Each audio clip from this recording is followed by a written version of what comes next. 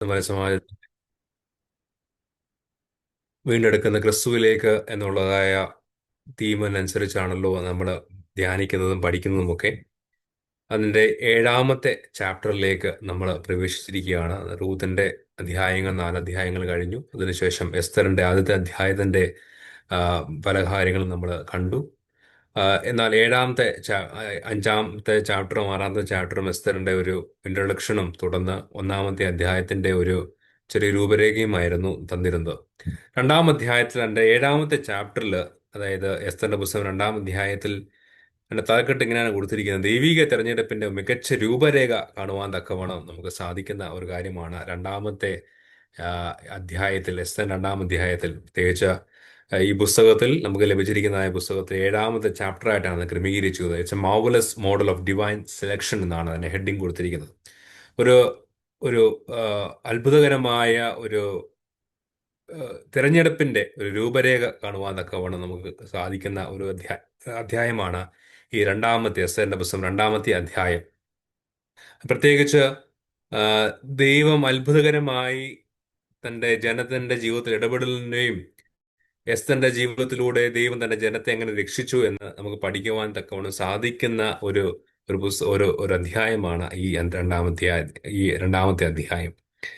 പ്രത്യേകിച്ച് നേരത്തെ കഴിഞ്ഞ ക്ലാസ്സിൽ ഞാൻ ഉറപ്പിച്ചു, ഈ ബാബിലോൺ എന്ന് പറയുന്നതായ ഈ പേർഷ്യൻ സാമ്രാജ്യത്തിന്റെ ഒരു വിസ്തൃതി, ഇത് ഒത്തിരി വലിയമായ വിസ്തൃതിയെ 127 പ്രോവിൻസസിൽ പ്രവിശ്യയിൽ കഴിഞ്ഞതായ ഉൾപ്പെടുന്നതായ ഒരു വലിയ ഒരു ഒരു ആ, ഒരു എംപയറാണ് ബാബിലോണിയൻ പേർഷ്യൻ എംപയർ എന്ന് പറയുന്നത്. അതായത് മിഡിൽ ഈസ്റ്റിൽ കാണുന്നതായ അത്രയും ഭാഗം നമുക്ക് മുഴുവനായി ഈ പേർഷ്യൻ എംപയറിൽ കഴിയുന്നതായ ഒരു കാര്യമാണ്. അത് ഇൻഡസ് വാലി മുതൽ, ഇന്ത്യ മുതൽ, ഹിന്ദു ദേശം മുതൽ കൂഷ് വരെ, എത്യോപ്യ, ഇന്നത്തെ എത്യോപ്യ വരെയുള്ളതായ ആ, സാ- ആ, സ്ഥലങ്ങൾ അടങ്ങുന്നതായ വലിയ എംപയറാണ്. ഈ വലിയ ഒരു സ്ഥലത്താണ് പ്രവാസത്തിലായിരിക്കുന്ന ജനത്തിന്റെ ഇടയിൽ നടക്കുന്നതായ ഒരു അത്ഭുതകരമായ പ്രവർത്തനത്തെയാണ് നമുക്ക് ഈ പുസ്തകത്തിൽ ഉടനീളം കാണുവാൻ തക്കവണ്ണം സാധിക്കുന്നത്. ഇതിന്റെ ഒരു മഹത്വം, ഈ എംപയറിന്റെ, ഈ പേർഷ്യൻ സാമ്രാജ്യത്തിന്റെ ഒരു മഹത്വം കാണിക്കുന്നത് അവിടെ പ്രവാസികളായിരിക്കുന്ന ദൈവജനത്തിന്റെ, അവിടുത്തെ ദൈവജനത്തെയും ദൈവം വഴി നടത്തുന്ന വലിയ കാഴ്ചയാണ്, വലിയൊരു സന്ദേശമാണ് നമുക്ക് ഇവിടെ കാണുവാൻ തക്കവണ്ണം സാധിക്കുന്ന ഒരു കാര്യം. ഈ 1-ാം അധ്യായത്തിൽ രാജ്ഞി വസ്തി രാജ്ഞിയെ അവിടുന്ന് സ്ഥാനത്തിൽ നിന്ന് മാറുന്നു. ഈ സംഭവങ്ങൾക്ക് അത് തുടക്കമായി മാറുകയാണ്. ഒരു വലിയ ശൂന്യത അവിടെ അവിടെ അനുഭവപ്പെടുകയാണ്. ഈ ശൂന്യത നികത്തിലൂടെയാണ് ഒരു ദൈവം തന്നെ ജനത്തിനായ ഒരു വലിയ രക്ഷാപദ്ധതി ഒരുക്കുകയായിരുന്നു. ഇത് കേവലം ഒരു രാജ്ഞിയെ തെരഞ്ഞെടുക്കുന്ന ഒരു കഥയല്ല, മറിച്ച് ദൈവത്തിന്റെ അത്ഭുതകരമായ ഇടപെടലിന്റെ ഒരു വലിയൊരു കഥയാണ്. ഒരു രക്ഷാ പദ്ധതിയുടെ ഒരു ഭാഗമാണ് കൂടിയാണ് ഈ പുസ്തകം അടങ്ങിയിരിക്കുന്നത്. പുതിയ രാജ്ഞിയെ തെരഞ്ഞെടുക്കുക എന്നുള്ളത് തന്നെ ഒരു വലിയ ഒരു ഓപ്പർച്യൂണിറ്റി ആയിട്ട് മാറുകയാണ്. ദൈവത്തിന്റെ പ്രവർത്തനത്തെ ആ, ഒരു ഒരു പ്രത്യേകമായി അവിടെ എടുത്ത് കാണിക്കുവാൻ തക്കവണ്ണം പറ്റുന്ന കാര്യമാണ്. പുതിയൊരു രാജ്ഞി വസ്തി മാറുന്നു, വസ്തിക്ക് പകരം പുതിയ രാജ്ഞിയെ എടുക്കുന്ന ഒരു അവസ്ഥയിലേക്ക് പോവുകയാണ്.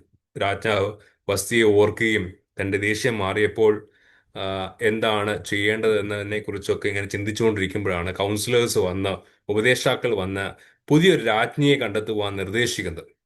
Let beautiful young girls virgins to be brought to the capital. Shushan എന്ന് പറയുന്ന ആ ക്യാപിറ്റലിലേക്ക് കൊണ്ടുവരുവാൻ തക്കവണ്ണം അവിടെ ഉപദേഷ്ടാക്കൾ അവർക്ക് ഈ രാജാവിന് ഉപദേശം കൊടുക്കുന്നു. മനുഷ്യന്റെ തീരുമാനങ്ങൾക്ക് പിന്നിലും പോലും ദൈവത്തിന്റെ കരങ്ങൾ പ്രവർത്തിക്കുന്നതിന്റെ വലിയൊരു ഉദാഹരണമാണ് ഇത്. ദൈവത്തിന്റെ രക്ഷാപദ്ധതി വെളിപ്പെടുത്തുവാൻ ഈ തീരുമാനം ഒരു ഒരു മുഖാന്തരമാകുന്നു, ഒരു വാതിലാകുന്നു. പിന്നീട് ഇതിനകത്ത് കാണുവാൻ തക്കവണ്ണം സാധിക്കുന്ന ഒരു പ്രമുഖയായ, ഈ പുസ്തകം ആരുടെ പേര് അറിയപ്പെടുന്നതാണ് എസ്തറിന്റെ പുസ്തകം. എസ്തർ എന്ന് പറയുന്ന വ്യക്തി, എന്ന സ്ത്രീ മൊർദെഖായി അവളെ എടുത്തു വളർത്തിയ ആ, ഒരു ആ, വളർത്തുമകളായിരുന്നു. മൊർദെഖായുടെ വളർത്തുമകളായിരുന്നു എസ്തറിന്റെ പ്രത്യേകമായ ഒരു എസ്തർ എന്ന വാക്ക് ഒരു പേർഷ്യൻ നെയിമാണ്. ആസ്റ്റർ എന്ന് പറയുന്ന പേർഷ്യൻ നെയിം, അതിന്റെ അർത്ഥം സ്റ്റാർ എന്നാണ്, നക്ഷത്രം എന്നാണ്. അതിന്റെ എബ്രായ പദത്തെ കുറിച്ച് നമ്മൾ ഇൻട്രൊഡക്ഷനിൽ പഠിച്ചു. ഹദശ എന്ന് പറയുന്നതായ ഒരു വാക്കാണ്. അതിന്റെ അതിനർത്ഥം കറ്റാർവാഴ എന്ന രീതിയിലാണ് അതിനെ വ്യാഖ്യാനം. നീതി, സൗന്ദര്യം, ശക്തി, പ്രതിരോധ ശേഷി എന്നിവയുടെ ഒരു പ്രതീകമായി ഈ വാക്ക് മാറുകയാണ്. പ്രവാസിയായി ജീവിക്കുമ്പോഴും തന്റെ യഹൂദ പൈതൃകം ഇവരെല്ലാവരും കാത്തു സൂക്ഷിക്കുന്നുണ്ട് എന്നുള്ളതാണ് ഏറ്റവും വലുതായി കാണുവാൻ തക്കവണ്ണം സാധിക്കുന്ന തന്റെ ദൈവജനത്തിന്റെ പ്രത്യേകത. അവരുടെ സ്വന്തം രാജ്യത്തിൽ നിന്ന് മാറിയാണ് പ്രവാസത്തിലാണെങ്കിൽ പോലും അവർ ഐഡന്റിറ്റി അവർ കാത്തു സൂക്ഷിക്കുന്നു എന്നുള്ളത്. അതേപോലെ മൊർദെഖായി ഒരു യഹൂദനായിരുന്നു, ബെന്യാമിൻ ഗോത്രത്തിൽപ്പെട്ടതായ ഒരു വ്യക്തിയായിരുന്നു. അദ്ദേഹത്തെക്കുറിച്ച് പറയുന്നത് കീഷിന്റെ മകനായ ഷിമിയുടെ മകനായ യായീരാമിന്റെ മകനായ യഹൂദനായിരുന്നു മൊർദെഖായി എന്നാണ് പുസ്തകത്തിൽ പറയുന്നത്. അതായത് കീഷ് എന്ന് പറയുന്ന വ്യക്തി കുറിച്ച് മനസ്സിലാക്കുമ്പോൾ ശൗൽ രാജാവിന്റെ പിതാവിന്റെ പേരാണ് കീഷ്. കീഷിന്റെ ആ ബെന്യാമിൻ ഗോത്രകാരനായ ആ ശൗൽ രാജാവിന്റെ ആ ഒരു ജീനിയോളജിയിൽ വരുന്ന ഒരു ആളായിരുന്നു മൊർദെഖായി. എന്നാൽ പേർഷ്യയിലേക്ക്, ബാബിലോണിലേക്ക് ഇസ്രായേൽ ജനത്തെ പ്രവാസത്തിലേക്ക് കൊണ്ടുപോയി കഴിയുമ്പോൾ അവിടെ പോലും ദൈവത്തിൽ അടിയുറച്ച വിശ്വാസം ഉള്ള ഒരു വ്യക്തിയായി ഈ മൊർദെഖായി മാറുകയാണ്. പ്രതികൂല സാഹചര്യങ്ങളിലും അദ്ദേഹം തന്റെ വിശ്വാസം മുറുകെ പിടിച്ചു. എസ്തറിനെ വളർത്തിയതിലൂടെ തന്റെ വിശ്വാസം അവളിലേക്കും പകർന്നു നൽകുവാൻ തക്കവണ്ണം സാധിച്ചു. യഹൂദ പൈതൃകത്തോടുള്ള മൊർദെഖായുടെ തീക്ഷ്ണത എസ്തറിന്റെ ജീവിതത്തെയും സ്വാധീനിക്കുന്നതായി അവിടെ കാണുവാൻ തക്കവണ്ണം സാധിക്കുന്നു. He was one who raised Esther after death of her parents as she was uncles daughter.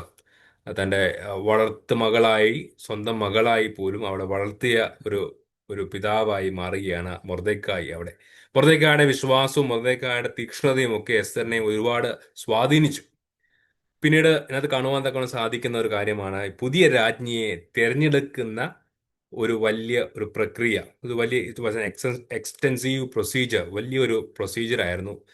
അതിൽ Esther she found favour in the eyes of ഹെഗായി.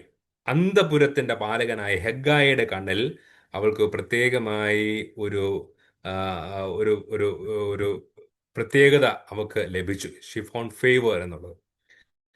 ഏകദേശം 12 മാസത്തെ ഒരു പ്രിപ്പറേഷൻ, അത് 6 മാസം വളരെ സുഗന്ധദ്രവ്യത്തിൽ അടങ്ങുന്നതായ ഒരു പ്രത്യേകത. അങ്ങനെ ഒത്തിരി വലുതായ ഒരു ഒരു പ്യൂരിഫിക്കേഷൻ പ്രോസസ് ആയിരുന്നു ആ സെലക്ഷൻ ഉണ്ടായിരുന്നത്.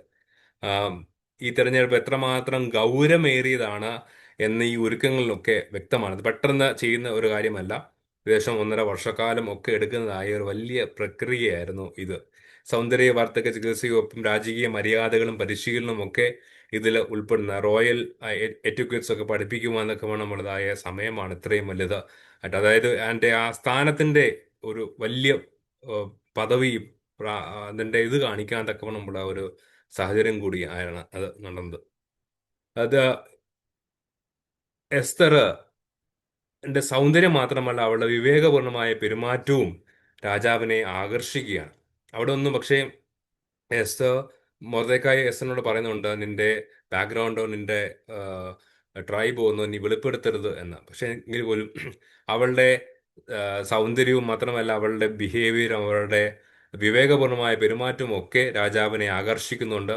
പ്രത്യേകമായി the king was more attracted to her than any other women എന്നൊക്കെ പ്രത്യേകമായി അതിനെക്കുറിച്ച് പറയുന്നുണ്ട്.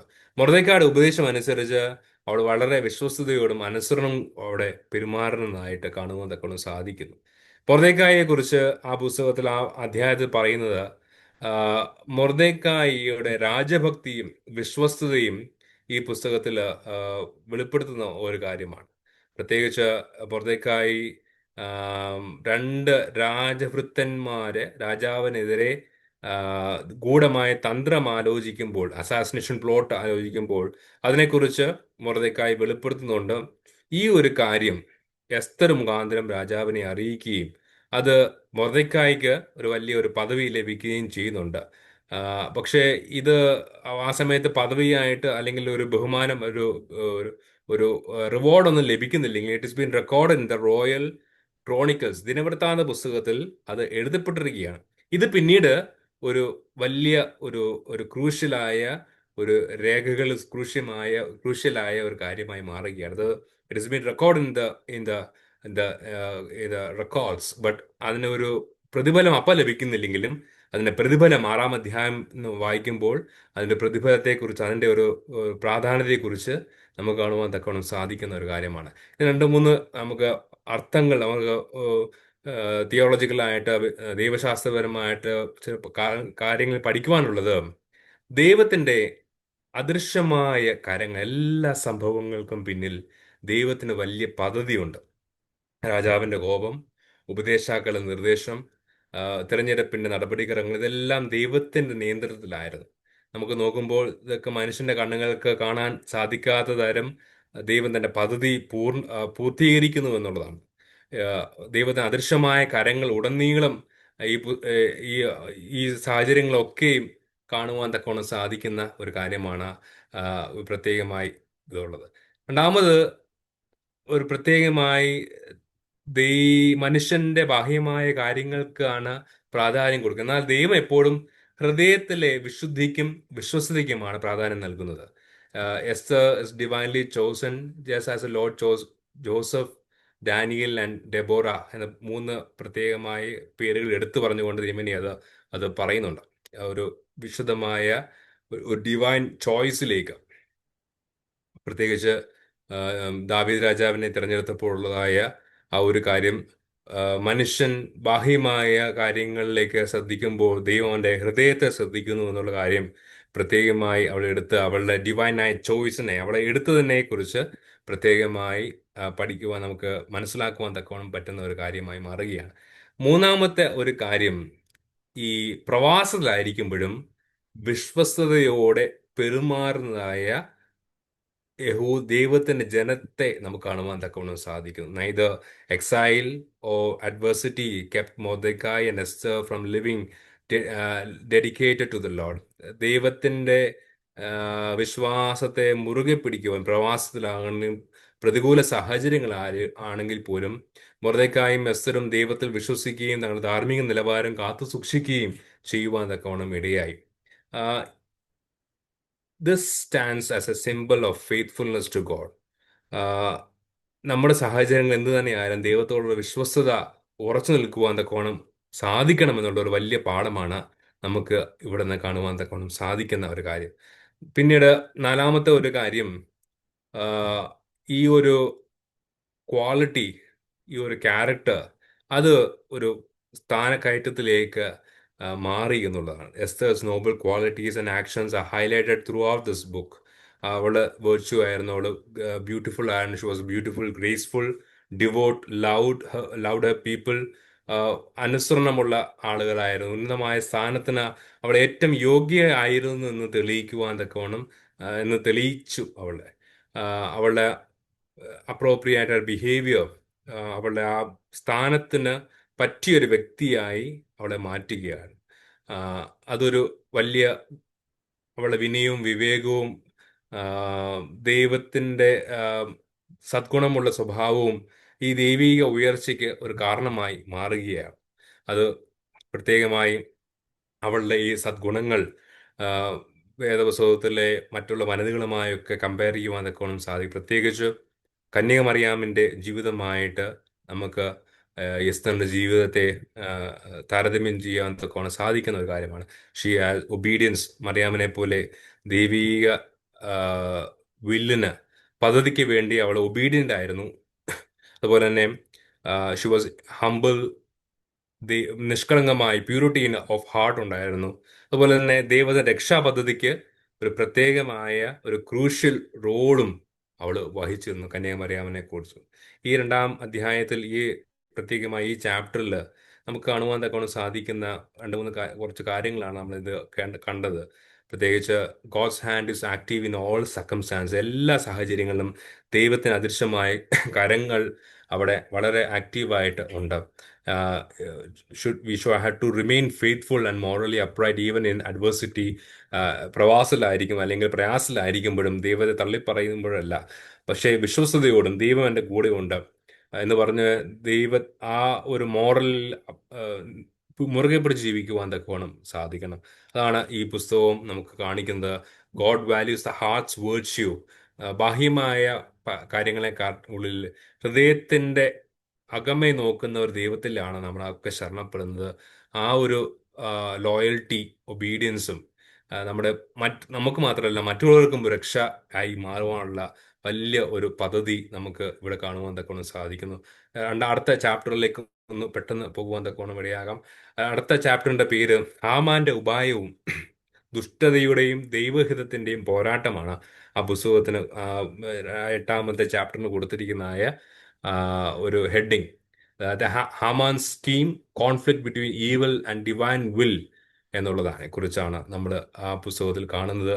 It was a conflict between Haman's evil scheme and the sovereign will. ദൈവത്തിന്റെ ഗോഡ് സോവറിൻ വിൽ, ദൈവത്തിന്റെ പദ്ധതിക്ക് എതിരായിട്ട് ഹാമാന്റെ ദുഷ്ടമായ കാര്യങ്ങൾ, ചിന്തകളും ഒക്കെ നമുക്ക് അവിടെ കാണുവാൻ തക്കവണ്ണം സാധിക്കും. ഇത് ദൈവഹിതവും തിന്മയുടെ ശക്തിയും തമ്മിലുള്ള വലിയ പോരാട്ടമാണ്. ഹാമാന്റെ അഹങ്കാരവും യഹൂദരോടുള്ള വിദ്വേഷവും ഈ സംഭവങ്ങൾക്ക് വഴി തെളിയിക്കുന്നുണ്ട്. എന്നാൽ ഈ തിന്മയെ പോലും ദൈവം തന്റെ ജനത്തിന്റെ രക്ഷയ്ക്കായി എങ്ങനെ ഉപയോഗിച്ചു എന്ന് നമുക്ക് ഈ ചാപ്റ്ററിൽ പ്രത്യേകമായി കാണുവാൻ തക്കവണ്ണം ഉടനീളമായിട്ട് കാണുന്ന ഒരു കാര്യമാണ്. പ്രത്യേകിച്ച് വിശുദ്ധ കുർബാനയിൽ ഒരു ക്രമത്തിൽ ഇങ്ങനെയാണ് ഒരു പ്രാർത്ഥന: ദൈവമേ, ഞങ്ങൾക്ക് ഉപദ്രവവും നഷ്ടവും വരുത്തുന്ന സകലത്തെയും ഞങ്ങൾക്ക് ഗുണകരവും പ്രയോജനകരവുമായിട്ട് വേഗത്തിൽ വ്യത്യാസപ്പെടുത്തലാണ്. അത്ര ഒരു വ്യത്യാസപ്പെടുത്തലായിരുന്നു. ആ യഹൂദ ജനത്തെ മുഴുവനായി നശിപ്പിക്കുവാൻ തക്കവണ്ണം ഹാമാൻ തീരുമാനിച്ചപ്പോൾ ദൈവത്തിന്റെ അദൃശ്യമായ പദ്ധതിക്കനുസരിച്ച് ആ ആ ഒരു പദ്ധതിയെ അവരുടെ നന്മയ്ക്കായിട്ട് മാറ്റുകയാണ്. പുരീം എന്ന് പറയുന്നതായ ആ വലിയ ഒരു ഫെസ്റ്റിവലിലേക്ക് ഈ ഒരു സാഹചര്യങ്ങൾ വഴി നടന്നു എന്നുള്ളതാണ് നമുക്ക് പിന്നീട് കാണുവാൻ തക്കുന്നത്. അതുകൊണ്ടാണ് പറയുന്നത് it is a conflict between Haman's evil scheme and sovereign will എന്നുള്ളത്. ഇതിൻ്റെ അഹങ്കാരത്തിൻ്റെ, നേതൃത്വത്തിൻ്റെ തെറ്റായ ഉപയോഗവും ദേഷ്യവും അല്ലെങ്കിൽ വെറുപ്പിൻ്റെയും ഒക്കെ ഒത്തിരി കാര്യങ്ങൾ നമുക്ക് ഈ പുസ്തകത്തിൽ പ്രത്യേകിച്ച് കാണുവാൻ തക്കവണ്ണം സാധിക്കുന്ന ഒരു കാര്യമാണ്. ഹാമാനെ കുറിച്ച് ഇവിടെയാണ് ഹാമാൻ മുമ്പോട്ട് വരുന്നത്. ഹാമാൻ ഒരു അഗാഗ്യനായിരുന്നു. രാജാവിന്റെ കൊട്ടാരത്തിലെ ഒരു വലിയ സ്ഥാനം വഹിച്ച ഒരു വ്യക്തിയും കൂടിയായിരുന്നു ഹാമാൻ. അഹശ്വേരോസ് രാജാവിന് ഹാമാനെ വലിയ ഒരു ഒരു പദവിയിലേക്ക് അവനെ ഉയർത്തുകയാണ്. എന്നിട്ട് ഒരു വിളംബരം അവന് കൊടുത്തു. എല്ലാവരും അവന് മുമ്പാകെ കുമ്പിടണം എന്നുള്ള ഒരു വലിയ ഒരു ഒരു ഡിഗ്രിയും രാജാവ് കൊടുക്കുകയുണ്ട്. അഹശ്വേരോസ് രാജാവ് ഹാമാനെ മറ്റു ഉദ്യോഗസ്ഥന്മാരെക്കാൾ ഉന്നത സ്ഥാനത്തേക്ക് ഉയർത്തി. രാജകീയമായ കൽപ്പന പ്രകാരം എല്ലാവരും ഹാമാന് മുമ്പാകെ കുമ്പിടണം എന്നുള്ള ഒരു സ്ഥാനം, ആ ഒരു സ്ഥാനം ഹാമാനെ അഹങ്കാരിയാക്കി മാറ്റുകയാണ്. അധികാരവും അംഗീകാരവും ലഭിക്കുമ്പോൾ വിനയം നഷ്ടപ്പെടുന്നതിൻ്റെ ഒരു അപകടം നമുക്ക് ഇവിടെ കാണുവാൻ തക്കവണ്ണം സാധിക്കുന്നുണ്ട്. പ്രത്യേകിച്ച് നമുക്ക് ചില കാര്യങ്ങളൊക്കെ, ഒരു ബഹുമാനങ്ങളൊക്കെ ലഭിക്കുമ്പോൾ നമുക്കുണ്ടാകുന്നതായ വലിയ ഒരു പ്രയാസമാണ് വിനയം നഷ്ടപ്പെടുന്ന ഒരു അനുഭവം. അങ്ങനെ അപകടത്തിലേക്ക് നമ്മൾ മാത്രമല്ല, നമ്മൾ ചുറ്റുപറ്റിലുള്ള ആളുകളും മുഴുവനായിട്ടും അപകടത്തിലേക്ക് എത്തിക്കുന്നതായ ഒരു വലിയ പ്രയാസത്തിലേക്ക് പോകുന്നു. പിന്നീട് ഈ ഹാമാന് ലഭിച്ചതായ ഈ വലിയ സ്ഥാനം, മൊർദെഖായി മാത്രം ഹി റെഫ്യൂസസ് ടു ബോ ബിഫോർ ഹാമാൻ. അതിന് പ്രത്യേകമായ ഒരു കാരണമുണ്ടായിരുന്നു. യഹൂദന്മാരുടെ പാരമ്പര്യം അല്ലെങ്കിൽ അവരുടെ ഇതനുസരിച്ച് ഈ അക്കലൈറ്റ്സ് എന്ന് പറയുന്നതായ ഇവര് വലിയ ശത്രുക്കളായിരുന്നു. അപ്പം അവരുടെ മുമ്പാകെ തലകുനിക്കുക അല്ലെങ്കിൽ ഒരു വംശീയമായ അല്ലെങ്കിൽ ജാതിപരമായ ഒരു ഒരു ഇവർ തമ്മിലുണ്ടായിരുന്നു. അതുകൊണ്ടാണ് മൊർദെഖായി ഹി റെഫ്യൂസ് ടു ബോ ബിഫോർ ഹാമാൻ എന്ന് പറയുന്നതായ കാര്യത്തിലേക്ക് കടന്നത്. ഈ മൊർദെഖായിയുടെ ബിഹേവിയർ ഹാമാനെ വല്ലാതെ ചൊടിപ്പിക്കുകയുണ്ടായി. ഹാമാന്റെ കോപം അതാണ്, തന്നെ ആദരിക്കാത്തതിലാണ് ഹാമാന് കോപമുണ്ടായത്. ഈ കോപം മൊർദെഖായിയുടെ മാത്രം ഒതുങ്ങിയില്ല എന്നുള്ളതാണ് ഏറ്റവും വലിയ ഒരു പ്രയാസം. മൊർദെഖായിയോട് കാണിക്കുന്ന ഈ കോപം ആ ജനത്തെ മുഴുവൻ നശിപ്പിക്കുവാൻ തക്കവണ്ണം ഹാമാൻ തീരുമാനിക്കുകയാണ്. വലിയൊരു ജാതിഹത്യ സംവിധാനത്തിലേക്ക് പതുക്കെ ഹാമാൻ പദ്ധതികൾ ആലോചിക്കുകയാണ്. തനിക്ക് ലഭിച്ച ആദരവ് ഒരു വ്യക്തിയിൽ നിന്ന് ലഭിക്കാത്തതിനുള്ള പക മൊർദെഖായി മുഴുവൻ ജനതയ്ക്കും എതിരായി തിരിയുവാൻ, മൊർദെഖായിയുടെ മുഴുവൻ ജനതയ്ക്കെതിരെ തിരിയുവാൻ ഹാമാൻ അവിടെ തീരുമാനിച്ചു. ഇത് വംശീയ വിദ്വേഷത്തിന്റെ ഏറ്റവും അപകടകരമായ രൂപമാണ്. ഒരു വ്യക്തിയോടുള്ള പക ഒരു കൂട്ടക്കൊലയ്ക്ക് നയിക്കുന്നത് അധികാര ദുർവിനിയോഗത്തിന്റെ ഭയാനകമായ ഒരു മാതൃകയാണ്. ഹാമാന്റെ ആ, അതിനുവേണ്ടി ഹാമാൻ ചെയ്യുന്ന ഒരു വലിയൊരു കാര്യമാണ്, he promise to deposit 10,000 talents of silver into the royal treasury. ഏകദേശം 10,000 എന്ന് പറയുമ്പോൾ 34 കിലോ ആണ് ഒരു താലന്ത് എന്നാണ് പറയപ്പെടുന്നത്. 340,000 കിലോഗ്രാം സിൽവർ. അത് വലിയൊരു സംഖ്യയാണ്. ആ പേർഷ്യൻ എംപയറിന്റെ മൂന്നിൽ രണ്ട് ആനുവൽ റവന്യൂ വരുന്നതായ ഒരു ആ, വലിയൊരു സംഖ്യയാണ് ഇവിടെ ഹാമാന് ഒരു ബ്രൈബ് എന്ന രീതിയിൽ അത് യഹൂദരെ നശിപ്പിക്കുവാൻ തക്കവണ്ണം അനുവാദം ലഭിക്കുവാൻ തക്കവണ്ണമാണ് ഹാമാൻ ഇങ്ങനെ രാജാവിന് വാഗ്ദാനം ചെയ്യുന്നത്. വലിയൊരു തുകയാണ് നൽകുന്നത്. ഏകദേശം 340 ടൺ വെള്ളിയാണ് ഇത്. പേർഷ്യൻ സാമ്രാജ്യത്തിന്റെ ഒരു വർഷത്തെ വരുമാനത്തിന് രണ്ട് ഭാഗത്തോളം വരും ഇത്. വലിയൊരു വില കൊടുത്ത് തന്നെ ദുഷ്ടലക്ഷ്യം നിറവേറ്റുവാൻ ഹാമാൻ അവിടെ ശ്രമിക്കുന്നു. എന്നാൽ രാജാവ് ഈ ധനം നിരസിക്കുന്നതായി നമുക്ക് കാണുന്നുണ്ട്. പക്ഷെ ഹാമാൻ എടുക്കുന്നതായ ഒരു കാര്യമുണ്ട്. അവൻ ചീട്ടിട്ട് കൊലപാതകം നടത്തുന്നവരുടെ തീയതി തീരുമാനിക്കുവാൻ തക്കവണ്ണം പേർഷ്യൻ ആചാരപ്രകാരം നറുക്ക് ചീട്ട്, അതാണ് പൂര് എന്ന് പറയുന്നതായ ആ നറുക്കിട്ട് അതിന്റെ അർത്ഥം അങ്ങനെയാണ് വരുന്നത്. ആ അക്കേഡിയൻ ഒറിജിനാണ്. അതിനർത്ഥം ചീട്ടിടുക, നറുക്കിടുക എന്നുള്ളതാണ്. രാജാവ് തന്റെ ദുഷ്പ്രവൃത്തിക്ക് അനുമതി നൽകിയെന്ന് ഉറപ്പായ ഹാമാൻ തീയതി തിരഞ്ഞെടുക്കാൻ സ്വന്തം തീരുമാനത്തെ ആശ്രയിച്ചു. എന്നാൽ ഈ നറുക്കെടുപ്പ് യഹൂദന്മാർക്ക് രക്ഷപ്പെടുവാൻ ആവശ്യമായ 11 മാസത്തെ സമയം നൽകിക്കൊണ്ട് ദൈവം ഒരു പദ്ധതി അവർക്കായി ഒരുക്കി. 11 മാസം എടുക്കുന്നു ഈ ഒരു കാര്യത്തെ അവസാനം എത്തിക്കുവാൻ. 12 മാസത്തിലാണ് lords boy cast to determine the date 13th day of the 12th month. Adar മാസം 13-ാം ദിവസമാണ് അതിനുള്ള ഡേറ്റ് തീരുമാനമാകുന്നത്. അന്ന് the decree was issued in the 12th year of the king's rain.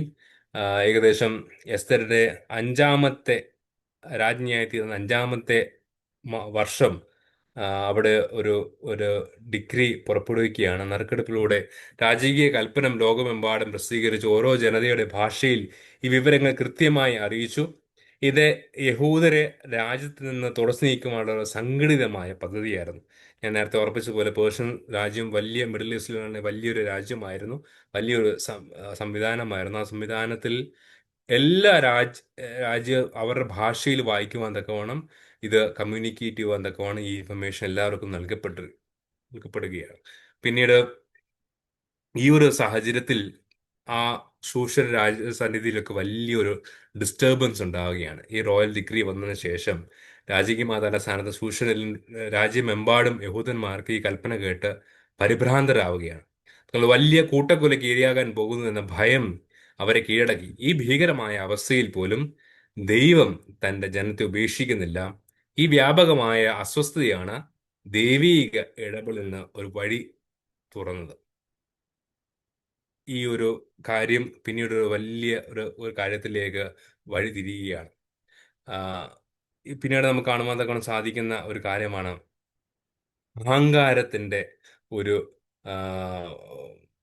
അഹങ്കാരത്തിന് ലഭിക്കുന്നതായ ഒരു അപകടം എന്നുള്ളത്. ഹാമാന്റെ പതനത്തിന്റെ പ്രധാന കാരണം അഹങ്കാരമായിരുന്നു. തനിക്ക് ലഭിച്ച ബഹുമാനം തന്റെ സ്ഥാനത്തിന് അർഹതപ്പെട്ടതാണെന്ന് തിരിച്ചറിയുന്നതിന് പകരം വ്യക്തിപരമായ നേട്ടങ്ങൾക്കായി അത് അദ്ദേഹം ഉപയോഗിച്ചു. The misuse of authority ultimately leads to destruction എന്നുള്ളത്. പ്രത്യേകമായി ഇതിനകത്ത് സദൃശവാക്യങ്ങൾ 16-ാം അധ്യായം 2-ാം വാക്യത്തിൽ പ്രൈഡ് ഗോസ് ബിഫോർ ഡിസ്ട്രക്ഷൻ എന്ന് പറയുന്ന ആ വാക്യം പ്രത്യേകമായി കോട്ട് ചെയ്ത് അതിൻ്റെ ഒരു അഹങ്കാരത്തിന്റെ ആ ഒരു പദവിയുടെ അഹങ്കാരം ദുർവിനിയോഗം ചെയ്തതിന്റെ ഒരു വലിയ കാഴ്ച അവിടെ കാണുകയാണ്. എന്നാൽ ഹാമാൻ മറക്കുന്നു. ഹാമാന്റെ ഈ ഒരു വൈരാഗ്യത്തിന് പിന്നിൽ ഒരു എത്തനിക്കായ ഒരു കാര്യം ഉണ്ടായിരുന്നു. ഹാമാൻ അമാലേക്കനായിരുന്നു. അത് മൊർദെഖായിയോട് മാത്രമല്ല തന്റെ യഹൂദ ആളുകളുമായി മുഴുവനായിട്ടും ഒരു വലിയൊരു ശത്രുതയിലേക്ക് അവനെ കൊണ്ട് എത്തിക്കുകയാണ്. പക്ഷേ ഹാമാൻ തന്റെ ഈ പദ്ധതി അത് ഫുൾഫിൽ ചെയ്യുവാൻ തക്കവണ്ണം ദുഷ്ടലാക്കോടെ പ്രവർത്തിക്കുകയാണ്. ഈ ദുഷ്ടലാക്ക്